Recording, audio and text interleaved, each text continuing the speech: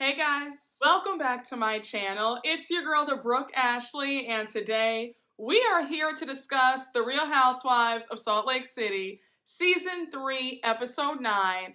And before we begin, I just want to ask you guys quickly, are we still watching SLC? Be honest with me down in the comments, because I don't want to waste my time. I don't want to waste your time. And I think it's time to admit that these women cannot carry the show without Mary. The premiere episode started off strong, but my God. Child, it seems like these last few episodes have been all over the place. But I will say that Miss Angie K is trying to clock in and put in some work, because the way Mama tried to expose her best friend Jen Shah at the end, I said, well, all right. But with all that being said, let's just jump right on into this recap, because you guys already know that we don't have a minute to spare. The beginning of this episode started off super dramatic. Jen's at home. She's letting us know that she's dealt with depression her whole life, but it's been exacerbated since the passing of her father a few years ago. So now she also adds that she was doing fine, but now with the indictment, the past year and a half have been a complete hell. It's just really sad when you see somebody in a situation that could have been prevented. And then we saw that short scene later on where she's crying to Sharif about the legal bills, and she's like, oh my gosh, babe, I just get so stressed out every time I look in the mail and I see another $200,000 that's owed to the lawyers, and it's like, how are we gonna pay that with our oldest son being in medical school? Like, it just sucks. And I'm thinking, but again, Jen, this didn't have to happen. You wouldn't be in this boat had you not done what you did. Before we move on, I saw that Andy's already gearing up for the SLC reunion, so that already means that we're going to have a short season. Since Andy has already let it be known that Bravo has let Jen go because of her legal battle, then I'm wondering if she won't even be at the reunion. Now, that is a bit crazy to me, because Teresa Giudice wasn't let go. Her spot was reserved for her when she was in prison. And before she even went to prison, she got to attend the reunion before she had to go. So I'm like, maybe he'll let Jen show up? Again, I don't know, y'all. Everything just seems so up in the air about a lot of stuff. But let's move on. Now, the next scene with Angie Harrington and Heather and Danna going out for lunch, I was a bit surprised that these two friends of the show got this much screen time, and it's clear that Bravo is auditioning them, so to speak, if there is a season 4. Now, Angie Harrington will always be there with bells on to film a scene. So anyhow, they're enjoying their lunch, and that food looks so good, especially Angie's sandwich. But child, Danna's talking to them about how the other day when she was hanging out with Meredith, Jen and Angie K called them up, and they invited Meredith on the San Diego trip in front of her, and they let her know that she wasn't invited. So Danna's like, obviously me and Jen got into it and we're not on the best of terms. Now, Danna, like I said in the last recap, that was foolish of you to talk about Jen in front of Angie K. You know where Angie K's loyalty lies, or where it used to lie, since now she's beefing with Jen, but we'll talk about that later on. But still, you really can't be surprised that Jen was angry at you, because you already knew that Angie K was going to go back and tell her what you said. You were better off just saying it to her face. But I understand where you were coming from, because Jen can be way too much. So now you have Heather bringing up the San Diego trip, and she's like, yeah, I got a text about the trip too. I was surprised I even got an invite. Because you know that Heather's beefing with Whitney and Lisa Barlow. And you already know that Angie Harrington feels a way about the trip because she wasn't invited. Now, Angie Harrington, I always have to address your thirstiness and your desperation. Don't let anybody see that you are pressed to be somewhere, because she looked visibly pained at the fact that she wasn't invited. But child, Danna's going on about how she just finds Jen to be aggressive and loud, and she's tired of Jen always kind of bulldozing her way in this group and nobody checking her. Now, I do agree with that because I think that Jen's attitude for the most part sucks. She's always throwing a tantrum, always screaming at somebody. She can never just use her words in a civil manner. It's always 0 to 100 with her. I can't stand that. That's one thing that I missed about Mary Cosby being on this show. She knew how to get Jen together in the calmest of ways. She would let Jen know, baby, I'm not the one or the two, and no, you will not curse at me and start screaming. So now you have Heather jumping in, and she shares that she feels the same way as Danna regarding Jen's attitude. She says that Jen has always been like that and how she's reconsidering her friendship with Jen now. Now, here's my thing with Heather. I've been saying this for quite some time. I'm gonna need Heather to stand up and stand 10 toes down in how she really feels. I feel like there's too much flip-flopping when it comes to Miss Heather Gay. 1 minute is, I love Jen, I'm her biggest friend, I'm her biggest supporter, I'm ride or die, I forgive Jen for all that she's done and said to me. Then the next minute is, yeah, girl, I can't stand her either, I don't like her attitude, it's nasty, I don't know if I want to be friends with her anymore. It's like, make up your mind, Heather. I feel like Heather is not consistent because when she gets around Jen, then all of a sudden is, I don't want to rock the boat, I don't want to piss her off, I don't want to make her mad. But then when you're with somebody else, is, yeah, girl, I feel the same way. I'm tired of her attitude too. It's too much of that. And I also find it weird that now Heather has an issue with Jen's attitude now, because in the earlier seasons, let's not forget that Jen was coming after Heather's looks. So I'm like, okay, girl, you can forgive all that and turn a blind eye to that. But now all of a sudden you're annoyed with Jen. Like, once again, Heather, pick a side. Now, is anybody else rolling their eyes when Heather said, I don't know if I even want to go on this trip. Like, I'm fighting with everybody in this group for the most part. Like, I'm barely hanging on. And I'm thinking, Heather, can you stop? Please stop with the dramatics. You know you're not missing any camera time. You're not missing this trip, sis, and the drama isn't that deep for you to skip out on it. Now we see a parallel scene with Meredith going over to Jen's house, and that orange coat that Meredith had on was everything and then some. I said, I need that coat. I love it. I love it. That color was gorgeous, like chef's kiss. I said, Meredith, girl, you did that.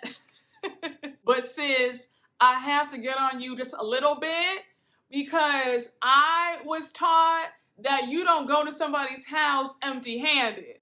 And I mean, you look good and all, but girl, you didn't bring a bottle of wine, not a pie or a baked good with you to Jen's house. Come on. But I guess it was all for the best that Meredith didn't bring anything, because remember that the Shahs are Muslim.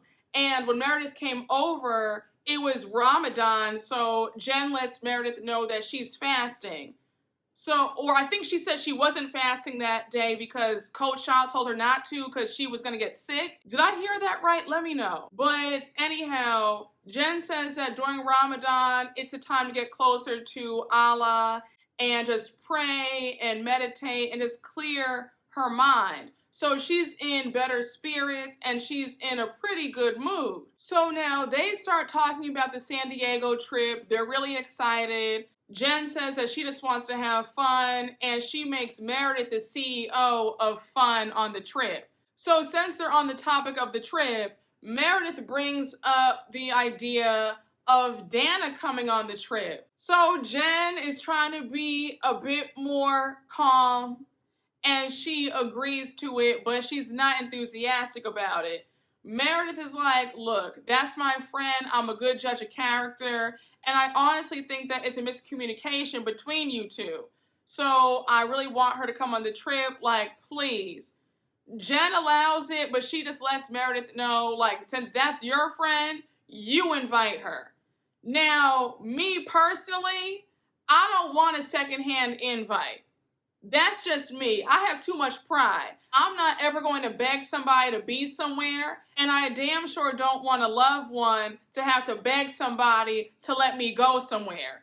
If the host doesn't want me to be there, I will gladly be home or elsewhere. I can plan my own trip. The weekend that they went to San Diego, I would have been in Miami or LA or St. Bart's.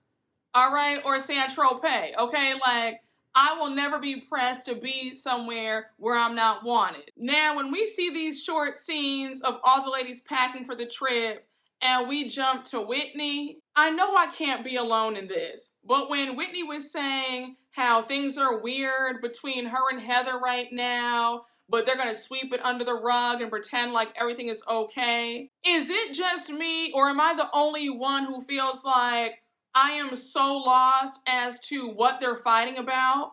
I feel like somewhere around episode 5 or 6, we lost the plot because I feel like now I don't know what they're mad at each other about. It's been a lot of nonsense, to be honest. I understood why they were fighting because of Whitney being messy in Arizona. But now hearing Whitney bring up her childhood and how she feels like Heather is not listening to her, and then Heather's mad, and I'm like, what is going on? Like I said in the beginning, bring Mary M. Cosby back. Now, when we get to the day of the trip, everybody's meeting up at the airport. We see Jen, Whitney, Danna, and Angie K arrive. It's a bit awkward because Danna and Jen aren't speaking. Jen feels slighted because she's like, I'm the hostess of this trip. How do you not acknowledge me? And Danna's like, I mean, I'm just a friend of a friend on this trip, okay? So I don't need to acknowledge you. Now, Danna, here's where I have to get on you because you want to be on this trip. And if you want to be on this trip so badly, then I do think that you need to acknowledge the hostess of the trip. It's not going to kill you to say, hey, and then keep it pushing. But I'm like, you look a bit silly to say, well, I feel uncomfortable right now, and I'm just waiting on Meredith. If you feel that uncomfortable, then why'd you show up in the first place? Again, I am not pressing to be anywhere where I'm not wanted. I would not have been on this trip. If me and the host are beefing like that, I'm not going to be there. Again, another desperate secondary character who is dying to be a full-time cast member badly. Because, girl, you were not that uncomfortable. You wanted that camera time. And you also wanted that free trip. You could tell that nobody was that hyped for the trip because even Whitney was throwing shade. She was like, I mean, you know, another domestic trip because somebody has this court case and can't leave the country. You know what? This is too much. I said the shade of it all. And if we're being honest, we have yet to see a real luxury vacation from the SLC girls. It's been real budget, if I'm being honest. 3 seasons in and they have yet to leave the country. Because first season they didn't have a girls trip. Second season they went to where? Zion, and was that it? And then this season it's been Phoenix and San Diego. And that's no shade because Phoenix and San Diego are both very pretty, but 3 seasons in and they have yet to touch down in the Caribbean or Europe. I mean, come on. But Jen, with her legal trouble, has ruined it for the group. So we see the ladies touch down in sunny San Diego and they get in the Sprinter van, popping some champagne. Meredith is talking about she's the CEO of Fun. We learned that this is Danna's first girls trip ever, so she's really excited. And I said, for my first girls trip, I would not want it to be with the host who doesn't like me. But once again, I guess everybody's different. But anyhow, they pull up to the house that they're going to be staying in for the next few days, and the house is really pretty. I have to say that Angie K did a nice job with the accommodations. Everybody's impressed. Now, you know you did a good job when Lisa Barlow approves of the house, because she's like, the house is very pretty. I love it. I love the open floor plan. It reminds me of a little Santorini. And we learned that this is one of Angie K's friends' houses. So you already know how it goes on these trips. Everybody wants to know, what room are they getting? So Jen is itching to see all their rooms, and Angie K says, girl, wait, like, I want to give everybody a house tour first. So already you can feel the tension, because this is Jen's trip. And the fact that Angie K is being pushy and wants to give a house tour, everybody can sense that Jen is a bit annoyed. So even Whitney points out, like, okay, I thought this was Jen's trip. Why is Angie K doing the most? I said, it looks like somebody is vying for the top spot on this show. Angie K was thinking, look, this is my friend's house.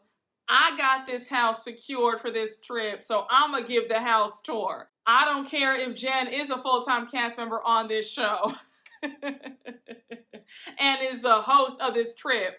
I'm gonna do what I want. Now, to add insult to injury, when Angie K showed them the best room in the house and claimed it for herself, I was like, Angie, you can't do that. I mean, how does this go from Jen's trip to you're getting the best bedroom in the house? Like, sis, that's not how this works. And you're doing way too much, because yes, you hooked it up with the house, but even if you hadn't done that, Bravo would have found a house for them to all stay in. And this is Jen's trip. And Jen is the full-time cast member on this trip. So I was like, okay, Angie, you're doing a bit too much. This other Angie is rubbing me the wrong way as well. I think that she's also very desperate to be on this show. And I think that it would have gone over a bit better had they maybe played a game on who would get the best room in the house. And one thing about Miss Whitney Rose, she's going to always throw some slick shade. She's talking about, I mean, honestly, we should be giving Jen the best room in the house, seeing that she's about to be in prison in a 6x9 cell. I said, well, damn. Tell us how you really feel, sis. Now, I wanted some clarity on this, right? Were there enough bedrooms for everybody? Because I could have sworn that Angie K said that there were only 6 bedrooms and 7 girls. So I'm like, somebody had to share then. But again, Jen is pissed. She's like, girl, are you serious right now? The person who planned this whole entire trip gets the best room, not you. And then she calls Angie K a side piece. I said, ooh. I said, child. She let her know, like, you're not a full-time cast member, sis. I am. So here's where things really take a turn. They're all in the kitchen talking, and at this point, Jen and Angie K are going at it. Jen is still pissed about the whole room situation, and she's just feeling like Angie K is trying to take over this whole trip, even though she's the host. So, child, Jen is like, girl, okay, like, can you please stop talking? And to make her point, she pours her water on Angie K. So I'm thinking now, Jen, why would you do that? I'm still triggered by Mia throwing that glass of water in Wendy's face on Potomac. Girl, keep your hands to yourself. So Jen tells all them to get ready because they're going to be having a yacht day. Angie K's talking about, you know what, I'm good. I don't want to go. Like, I'm just over this. And she just storms off like she is livid. And the craziest part about this was they literally just got to the house and already the mood has gone sour. I'm like, damn, Y'all can't enjoy the house for a few hours before it's all this drama? Like, really? So everybody separates to their rooms and we see Lisa and Angie K talking. And Lisa says, I think Jen is just angry because she feels like she should have gotten the best room in the house. And I just don't like seeing two of my good friends going at it. Like, to see my one friend pour a drink on my other friend, I should have called Jen out on her bad behavior. Baby, let me tell you something. That little drink pour really had Miss Angie K heated, because the way she just spilled all of Jen's tea, she's like, I've been a great friend to Jen. Do you know that I paid for Coach Shaw's birthday party? I was only supposed to host it at my house, but I ended up paying for the whole thing. Child, Miss Angie K got the receipts out. She was like, I spent $3,000 on the flowers, $900 for the dancers, $600 for the cake, another $1,500 for the poker and blackjack tables, $800 for the servers, $5,000 for the food, $1,600 for the bar. I said, well, damn. She aired it all out. It just felt like Angie K was waiting to air this out, in my personal opinion. I also thought it was shady when she said that after they come back from this trip, she's sending Jen an invoice. And I said, now, girl, let's just stop for a minute, right? If you do something from the goodness of your heart, you can't now try to bill her for this party. Coach Shaw's party was 3 months before this trip. You were obviously fine for those 3 months, right? So now all of a sudden Jen makes you angry and now you want all your money back for that party? That's like asking for a gift back. You can't do that. And also, I get the impression that you probably offered to pay for the party. I think that you wanted to be seen as this great friend who goes above and beyond. And I also feel like your desperation to be on this show, you said, you know what, Jen, I'll have the party hosted and pay for it because I want to be featured on the show. I want the cameras here to see my beautiful home because her home is gorgeous.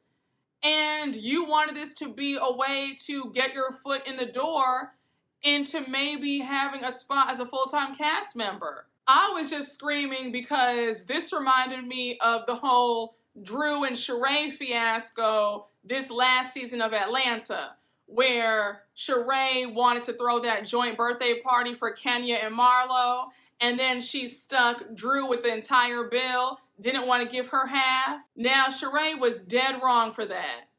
And you know I can't stand a cheap person. Pay what you owe. But in this case, Angie K, I have to give you the side eye because I'm willing to bet money that you did offer to pay for this entire party. And I wasn't surprised to learn that Angie paid for the entire party because I remember saying in my recap that I think Angie paid for it. Because I did not believe for 1 minute that Jen paid for anything. Because like I said, all of Jen's money is tied up. But isn't that a shame though, that somebody will offer to do something for you and then they'll try to throw it in your face as a big gotcha moment? I said, Now I thought that Danna and Heather's conversation in the next room was interesting because Danna is telling Heather that she did not like seeing Jen pour that water on Angie K. And so Heather is now sticking up for Jen. And I'm thinking, now, wait a minute, Heather. Didn't you say that you can't stand Jen's antics either? So now you're sticking up for her?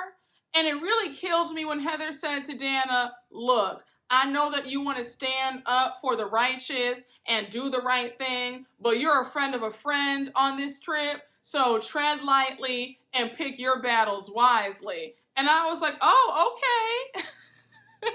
So we're back on Jen's side now.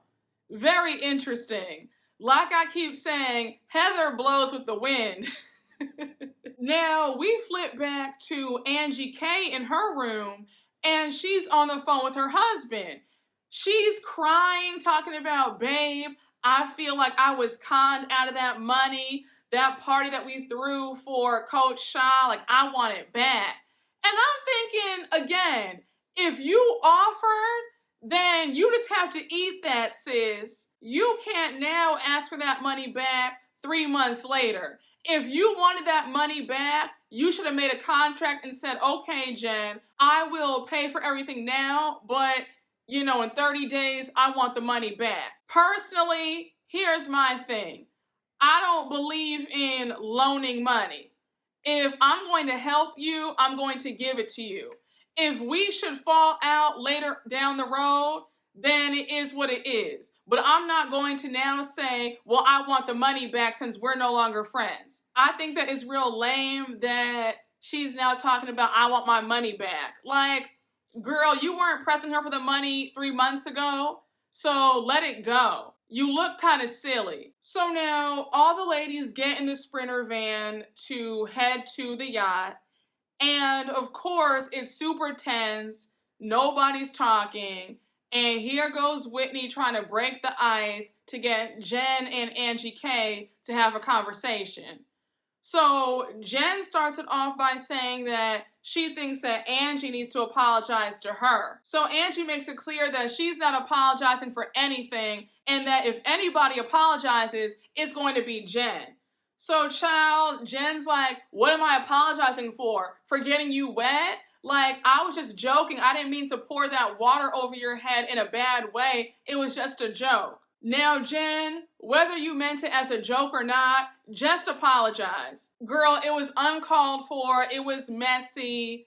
It was just petty. Just say I'm sorry. So Angie is not letting this go. She's like, well, I didn't think it was funny. Everybody raise your hands if you found that funny. Of course, nobody raises their hands, and so now it's really awkward. So now Angie starts getting loud, and she's like, you know what, Jen? I've been super organized in planning this whole trip, along with planning Cherie's birthday party, which I paid for, by the way. So, of course, you have Jen denying it, and I said if there's one thing Jen is going to do, it's lie. So now you have Jen talking about she was going to have Coach's party somewhere else, but Angie offered up her house. Now, Jen, sis, don't pull it, because I know how you girls do. A lot of y'all get very cheap. A lot of these housewives will go to these venues and they'll try to barter by saying, if you let me have my party at your venue for free,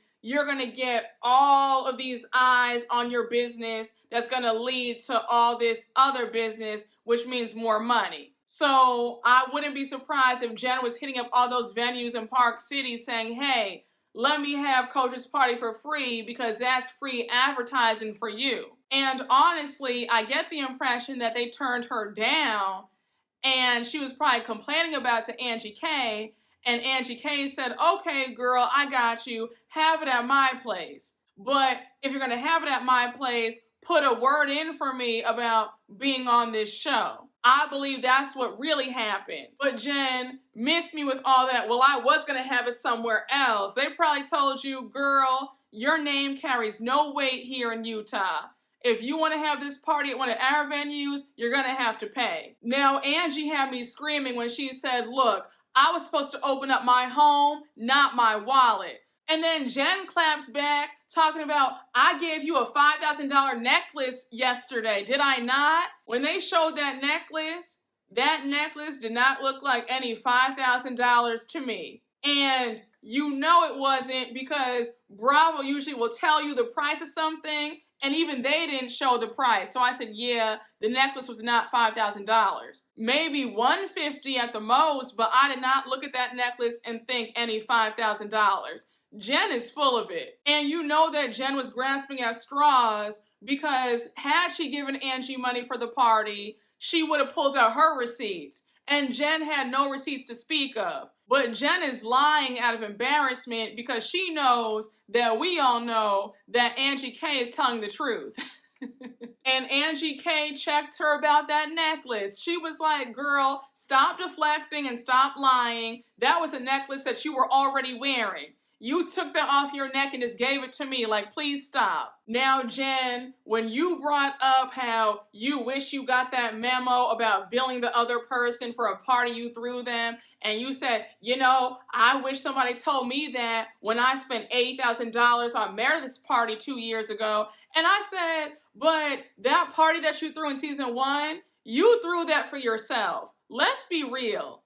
That was not out of the goodness of your heart. You were doing that to show how much money you allegedly had, and that was stolen money anyhow. Now, we end the episode with them all on the yacht, and of course, things are tense because of that blowout fight that happened between Angie and Jen in the Sprinter van.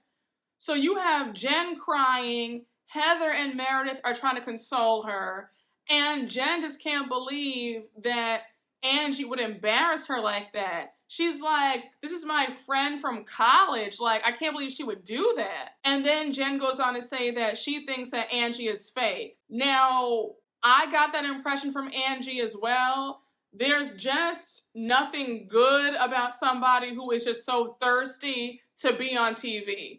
Because your best friend of 30 years, because remember, they met in college. For Angie K to turn on Jen like that in a matter of a few hours, that says a lot. And I feel like Angie was willing to do and say anything to have a moment on this show. I just think that, you know, it's just kind of weird to me when folks can just turn on you like that.